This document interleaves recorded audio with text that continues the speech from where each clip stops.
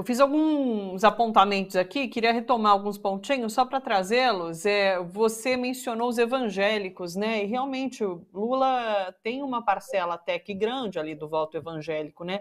E há uma explicação, eu imagino, para isso, porque grande parte dos evangélicos é formada, inclusive, por pessoas mais pobres e por mulheres, que muitas vezes são chefe de família, né? Então, e esse eleitorado tem apresentado voto para Lula. Então, as pessoas mais pobres, que ganham até um salário mínimo, e mulheres, assim, grande parte das mulheres votam em Lula e fazem parte desse bloco evangélico, né? Então, isso é bastante importante de se notar. Me chamou a atenção também, a gente falava ali sobre essa questão de teto, né, de Bolsonaro, do primeiro para o segundo turno, essa migração, Silvio. Bolsonaro tem 32% dos votos no primeiro turno, mas ali no segundo turno ele ficaria com 35% dos votos. Então ele tem uma margem muito pequena ali de acréscimo nos votos, né? O que faz a gente realmente imaginar que não há tanta mobilidade no voto dos outros candidatos, talvez, e isso é interessante. Em relação a essa ida dele para Juiz de Fora, você... Diga.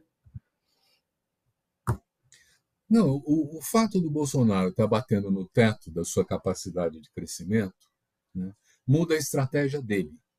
Ele agora vai tentar destruir a imagem do Lula, não é valorizar ele. Porque se ele conseguir fazer com que baixe a pontuação da preferência pelo Lula, ele se beneficia disso. Então a campanha vai ficar mais suja, mais violenta, não é, do que já é, porque ele está chegando ao limite daquilo que ele pode fazer. Então, como as pesquisas estão mostrando, e de fato, eu acho que ele ainda cresce um pouco, mas ele não tem essa capacidade de amealhar muita pontuação, ele começa numa guerra contra o mal. E o mal é personificado na pessoa do Lula, que ele identifica como ladrão, como presidiário. É um horror. Não é? A outra coisa que eu queria comentar, né, é sobre os evangélicos. Eu acho que houve um erro da nossa parte de não reconhecer que no interior dos evangélicos há diferentes posições também. Né? Então, a primeira questão é que o evangélico, o fiel de base, é muito parecido com o católico de base. Eles moram nos mesmos bairros, vivem as mesmas condições, têm os mesmos problemas. Né?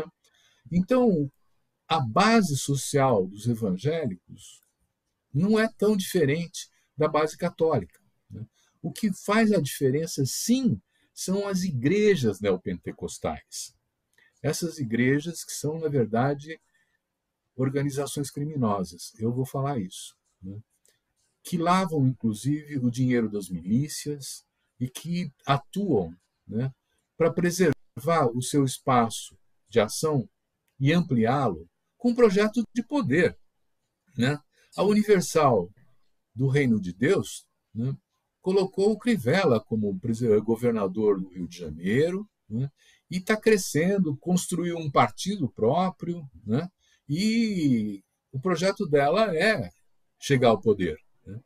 Então, você veja que tem uma distinção. Primeiro, vamos fazer uma distinção entre os evangélicos, existe muita diversidade e existe muita gente boa, quer dizer, a gente não pode identificar evangélico como fundamentalista, né? Nem todos são, né? E, inclusive, há grupos evangélicos, né, como o do pastor Avreuvaldo Ramos, em defesa do Estado Democrático, né, que tem feito um trabalho de militância para converter os evangélicos a uma posição mais de defesa da democracia, separar um pouco a religião da política.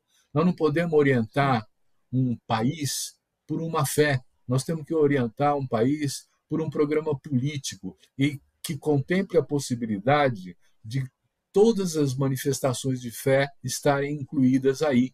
Não é uma que é melhor que a outra.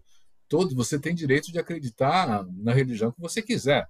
Não pode condenar um porque está acreditando numa certa religião. Né? Então é isso. Quer dizer, eu vejo as igrejas evangélicas como um perigo. Em Moçambique, Sim. a Igreja Universal do Reino de Deus foi expulsa porque ela expoliava os pobres. Eu espero que aqui também Sim. haja algum tipo de contenção e controle. Mas até agora, com o governo Bolsonaro, elas só têm sido beneficiadas, né? Inclusive, eu faço gancho nisso tudo, com essa presença de Bolsonaro lá em Juiz de Fora hoje, ele trouxe esse discurso, essa pauta mais moral, né? Então, ele falou sobre os milagres que aconteceram com ele ter se recuperado da facada, ele ter sido eleito, comentou sobre ali os ministros, né? O time que ele reuniu como ministros, e isso ele colocou também como um milagre.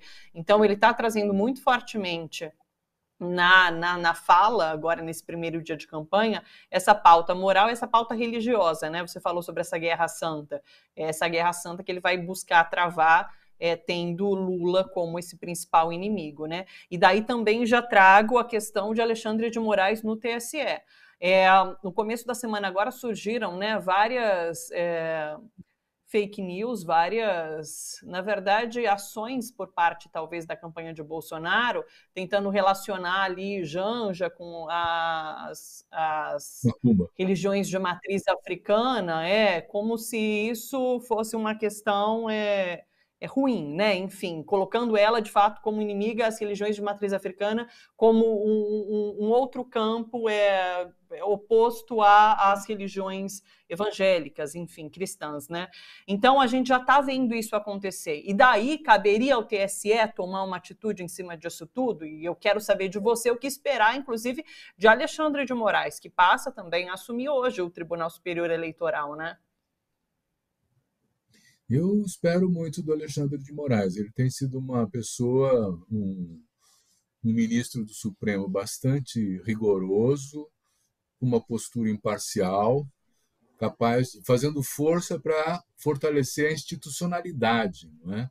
E buscando diálogos. Ele tem um bom trânsito dentro do próprio Superior Tribunal Federal, ele tem um bom trânsito no parlamento, ele consegue. Ele mandou convite para o Bolsonaro para sua posse, né? Quer dizer, ele está fazendo uma diplomacia para criar um espaço em que não seja necessário ações mais radicais, mas ele tem avisado, né? Olha, eu boto na cadeia quem mandar fake news e vamos respeitar as regras das eleições. Isso eu acho bastante importante, não é? Quer dizer, o Sim. Tribunal Superior Eleitoral vai ter um papel fundamental. Eu acho que a própria situação em que os militares ficaram depois de fazer exigências com prerrogativa de urgência de publicações que já estavam disponíveis para todo mundo, desmoralizou um pouco, né, a postura do Exército nisso. Ele trocou, inclusive, está trocando, né, o representante nessa comissão eleitoral, porque quem estava lá estava defendendo nas redes sociais o Bolsonaro e dizendo que haveria fraude nas eleições. Você veja como há todo um jogo de manipulação aí, né? Então, o fato, por exemplo, da atuação do Exército nessa comissão de fiscalização das eleições é deprimente, né? E o que acontece hoje é que, com todas essas manifestações empresariais, com todas essas manifestações dos reitores, da sociedade, de N partes da sociedade, eu tenho a impressão que o Exército começa a ficar um pouco mais inibido, vamos dizer assim, para poder tomar iniciativas de ruptura institucional. Ele está vendo, de fato, um alinhamento na sociedade brasileira, né, de segmentos que são muito diversos e que têm disputas entre si, dizendo assim: olha, autoritarismo não, nós queremos a volta da democracia, nós queremos eleições limpas e transparentes. E nessas eleições Sim. limpas e transparentes, o Bolsonaro perde. Então ele está buscando melar o jogo. Então nós vamos ter, inclusive, iniciativas nesse período curto até as eleições, e mesmo se houver segundo turno, que eu acredito que vai haver, né, no período de intervalo entre uma e outra votação, nós podemos ter convulsões sociais, nós podemos ter manifestações. Não temos que estar preparados. Como o pessoal da Uni declara, nós vamos para a rua para defender a democracia. E eu acho que todos têm que fazer isso. Perfeito. Vamos já para as finalizações, e daí eu quero que, primeiro, você chame o programa de hoje aqui pela TVT, Le Monde Diplomatique Brasil, às 9h30 da noite, trazendo o tema racismo ambiental nas cidades. Conta para a gente sobre essa discussão, Silvio. É uma pesquisa feita pelo Instituto Polis, uma pesquisa muito bem feita, né, que analisa a presença dos negros nas grandes metrópoles. Onde é que eles estão? Que serviços atendem a essa população? Como é que eles são vistos no conjunto? E isso tudo mostra o racismo. Quer dizer, inclusive, retomando a conversa sobre o Bolsonaro e o seu moralismo, né, eu estava lendo outro dia um livro do Gessé Souza, que faz uma análise, inclusive, comparando os Estados Unidos e Brasil, dizendo, olha, o que está acontecendo aqui é igualzinho, nós estamos só copiando. Né? Quer dizer, nós não, quer dizer, o pessoal da extrema-direita. Né? E o que mostra é que, para não falar de um racismo explícito, aberto, contra o negro, como era, vamos dizer assim, nos Estados Unidos, em que em restaurante negro não podia entrar, em banco de ônibus tinha que sentar num lado, essas coisas anteriormente, o racismo muda. O racismo diz, né, que...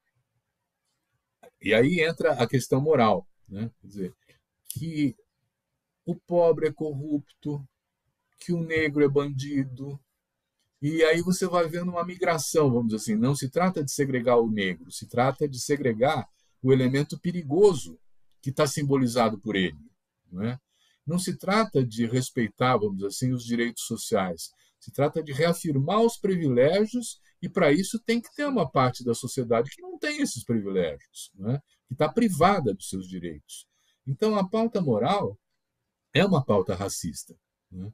E ela é parte da agenda do Bolsonaro, que não tem programa de governo, não está nem interessado em resolver os problemas do país, ele quer abrir e terminar, ele quer tirar todas as resistências a uma ação livre e criminosa dos agentes econômicos que ele impulsiona. Não é? Então, nós nunca tivemos tanta devastação na Amazônia, o Cerrado, botaram fogo no Cerrado, quer dizer, não precisa reajustar a merenda escolar porque o dinheiro tem que ir para as emendas secretas. Olha, é uma questão muito grave, né? Mas tudo isso tem um fundo racista também. E é isso que nós vamos trabalhar nessa questão do racismo ambiental nas cidades, olhando para essa pesquisa do Instituto Polis. Perfeito. Sabe que essa sua fala, Silvio, me lembrou uma reflexão que eu ouvi ontem à noite da Flávia Oliveira, jornalista ali da Globo News, em que ela analisava essa investida da campanha de Bolsonaro contra as religiões de matriz africana, atacando Janja e buscando essa demonização, e ela falava que isso não se trata de fake news, se trata de racismo religioso. É um crime você fazer algo como isso. De fato, é você expressar o seu racismo a partir da demonização de uma religião. É muito importante isso que ela disse. Então, a gente trata por ver como fake news, mas é um crime, é racismo religioso quando você caracteriza uma religião e ataca uma religião por esse viés, né? Muito, muito interessante. Então, hoje, pessoal, racismo ambiental às 9h30. Diga. Não, o racismo também se expressa, por exemplo, pobre entra em shopping center? Não entra. Por quê? Porque não pode. Isso é. E coincide sempre, porque a maioria dos pobres é negra no Brasil, né? Em uma discriminação racial também. Quer dizer, então, há N maneiras de poder interpretar a presença do racismo estrutural no Brasil, não mais falando da cor, né? Mas falando da moral, falando dos costumes, falando daquilo que é construído como uma narrativa imaginária, né? De que os jovens negros pobres têm que ser eliminados porque eles têm tendência a serem bandidos. É isso que justifica o extermínio e o genocídio dos jovens negros, entende? Então, é um racismo brutal. Sim. E finalizando agora de fato, Le Monde Diplomatique Brasil, disponível já para quem é assinante, está aí a nova edição desse mês de agosto. Aliás, se você quiser assinar o Diplomatic, está aqui na tela, diplomatic.org.br/assine. É isso, né, Silvio? É isso. Muito obrigado. Tá certo. Silvio, até semana que vem. Bom fim de semana agora para você. Te vejo na terça-feira, então. Um beijo grande. Obrigado. Um beijo para você, uma saudação para todos que nos assistem.